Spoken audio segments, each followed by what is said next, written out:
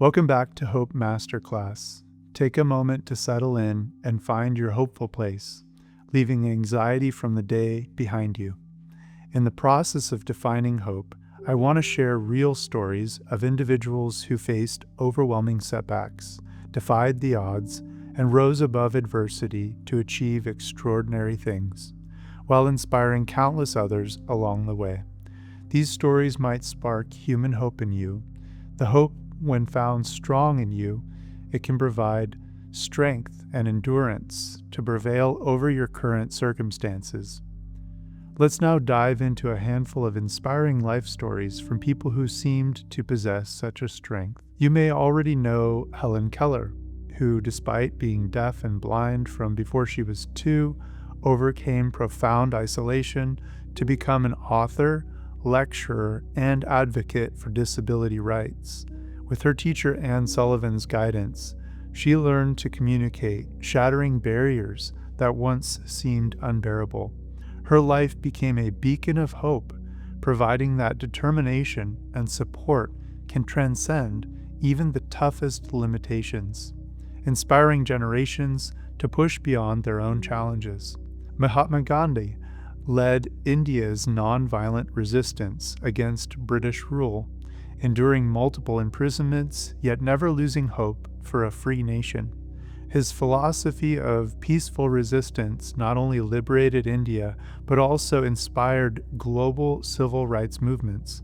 Influencing leaders like Martin Luther King Jr., Gandhi's unwavering hope in the power of nonviolence shows how one person and their vision and passion can ignite change across the world. Then there's Malala Yousafzai, shot in the head by the Taliban for championing girls' education. After a harrowing recovery, she didn't retreat. She doubled down on her activism. Imagine surviving such an attack and still pursuing your passion despite the lingering threat. Through the Malala Fund, she fights for the 130 million girls denied education, demonstrating how hope can drive global impact and turn fear into courage. Bruno Serrato, an Italian immigrant who overcame poverty to own the Anaheim White House restaurant, founded Caterina's Club in 2005, serving over 3.5 million meals to underprivileged children. Despite setbacks like the 2008 recession and 2017 restaurant fire, his hope and resilience fueled the expansion of his nonprofit to include housing and job training. Nick Vujicic was born without limbs, yet he transformed his life into a powerful message of hope as a motivational speaker and author. His journey of embracing his disability has touched millions, including me. I heard him speak in an event, and his words left a lasting mark. Nick's story reveals how hope can overcome physical boundaries and inspire others to rise above their own struggles. Liz Murray grew up in poverty, drug-addicted parents, and became homeless at 15. Against all odds, she earned a spot in Harvard University. Her perseverance highlights hope's role in breaking through social and economic barriers. Today, as a motivational speaker, she encourages others to see their potential, no matter where they start from. Kevin Hines, battling bipolar disorder, jumped off the Golden Gate Bridge at 19 years old in 2000, aiming to end his life. Miraculously, a sea lion kept him afloat until help arrived. Now a global mental health advocate, he shares his story through his book, Cracked, Not Broken.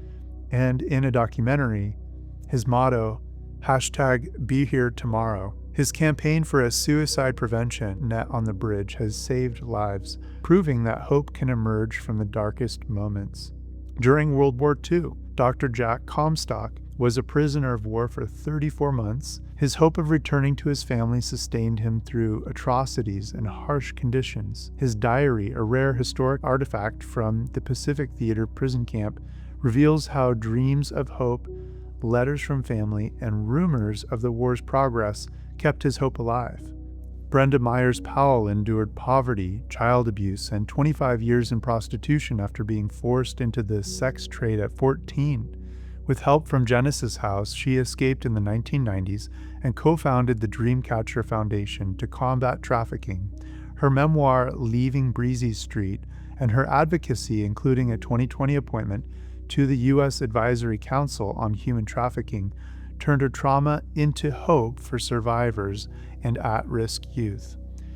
Aron Ralston, trapped by a boulder, amputated his own arm to survive. It's an extreme case, but it's meant to be a testament to the lengths which hope can drive us to persevere to survive. Caterina Rosenblatt escaped child trafficking also, earned a PhD, and now inspires survivors as a speaker and human rights advocate. Eric Hipkins rebuilt communities after Hurricane Sandy, sparking hope through disaster recovery leadership. Bethany Hamilton lost an arm to a shark attack, but returned to pro surfing, inspiring millions with her faith and grit to just keep going. Now, all these stories are inspirational, but you need to understand that they are all humans just like you and me. What is the differing factor here? It's understanding that they likely had something in them that was a strong and lasting hope. And you need to understand the difference then between motivation and hope. Motivation fluctuates over time from day to day, being tied likely to how you feel about an outcome and becomes shaky in the face of smaller setbacks. Hope, on the other hand, is created with clear and realistic vision, revisited and reinforced regularly in order to build a persistence that's needed to sustain motivation over time. It is sustained best by a character level upgrade, a retained shift in your perspective. Consider the contrast in human hope between someone in America and someone in a small African remote village. In America, proximal hope might be for a raise, more vacation days, or a fun weekend party with friends. Whereas in the remote village, it could be access to clean water, education for their children, or not being terrorized by militia groups. Hope varies by context, but it builds resilience towards seeing changes in any circumstance. When negativity clouds your vision, it's easy to spiral into despair. Consider the people you let into your life, those you surround yourself with, and how they shape your outlook. Be mindful of the words and attitudes you absorb from them. They frame how you see the world, which in turn affects how well you build hope within your own mind's eye. What about feeling hopelessness? And how does it get to the point that you feel hopeless? When options vanish, agency fades, and prolonged pain, failure, or an overwhelming sense of loss, hope can erode in us. Fixating on an elusive goal with no progress can deepen this effect. Decades can go by and the dream begins to feel more like a cloud without rain, more wishful thinking than legitimate hope. Something that hits home for me in pursuing a career towards Hollywood and filmmaking is this quote by Dorothy Parker: "Hollywood is one place in the world where you can die of encouragement." It exemplifies a sort of false hope being the currency used by people who only say what they think you want to hear. These people are not your friends or going to give you honest feedback. That doesn't give you any progress or legitimate hope. Studies also highlight some key causes for felt hopelessness, like trauma, losing loved ones, discrimination, joblessness, chronic illness, poverty, and sustained isolation. The pandemic spotlighted several of these at once, including loneliness, worsened by the nature of social media's shallow relational depth, which poses as a real interaction but leaves us feeling emptier and unfulfilled. This leads us to a big solution to mitigate hopelessness, which is finding a healthy community. Seeing the light of each other's welcoming face and smile does something on a spiritual level to cultivate this human hope found in a community. Something else to highlight in the pandemic, we saw global gratitude and praise for healthcare workers. Their heroism amid viral risks and tasks was met with cheering and clapping from balconies, donated meals, and countless thank yous, acts that renewed hope in humanity's goodness on a global level. Hope is built on an individual basis, but also in the opportunities within each community exists to maintain a general hope foundation in various ways. We naturally desire to do it, subconsciously knowing it's vital to animate our lives towards a communal lift from a dark place. This kind of hope is collective hope in the general good of human-to-human kindness. I can't strive enough that having a local, in-person community will be essential for you to seek and maintain hope, not relying on doom scrolling, social media, DMs, or Facebook comments as a basis for your mental health. One very effective method of building up your personal hope is to create an encouragement box. Some people do this with index cards or something decorative.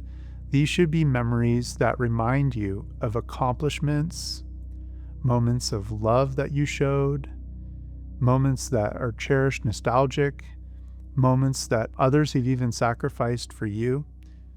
Really, any good things that have happened in your life that you can revisit.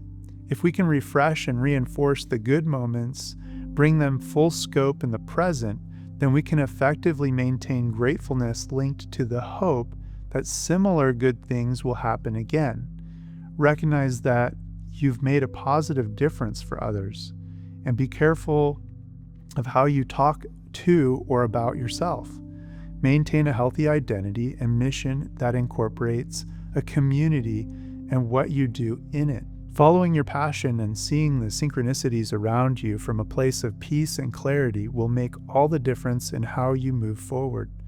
This sets the stage for our next episode, Mental Health and Social Hope, where we'll explore psychological methods to nurture hope. Until then, take time to research individuals who overcame obstacles to achieve dreams just like yours. God bless.